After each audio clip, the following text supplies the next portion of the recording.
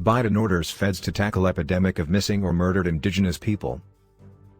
Washington, President Joe Biden signed an executive order Monday directing the federal government to address the epidemic of missing or murdered Indigenous people, including coordinating investigations into unsolved cases.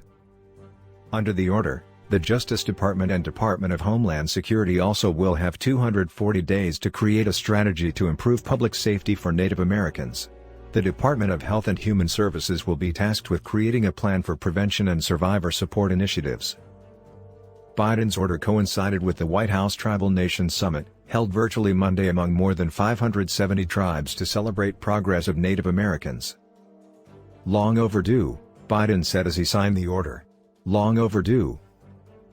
Indigenous people vanish or are murdered at disproportionately high rates.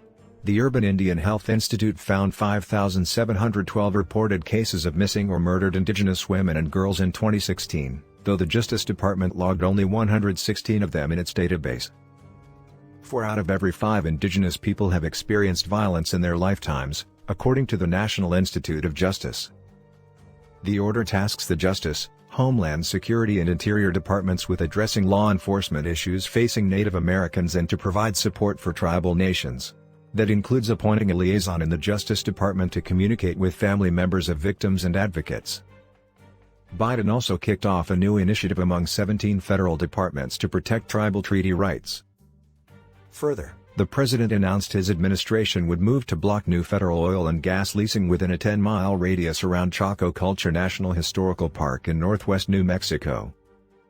Pueblos and other tribes have increasingly raised concerns about drilling nearly the culturally significant region for Native Americans. Attorney General Merrick Garland said Monday that the Justice Department is committed to honoring and strengthening our nation-to-nation relationship. And we are committed to protecting the civil rights of Native Americans. We acknowledge that our country has historically failed to meet the crisis of missing or murdered Indigenous people with the urgency and the resources it demands. Garland said. We also recognize that solving this crisis requires that we work in partnership with one another. Deputy Attorney General Lisa Monaco also announced the creation of a special panel to coordinate the government's effort to address missing and murdered Native people for delivery to the president within 240 days.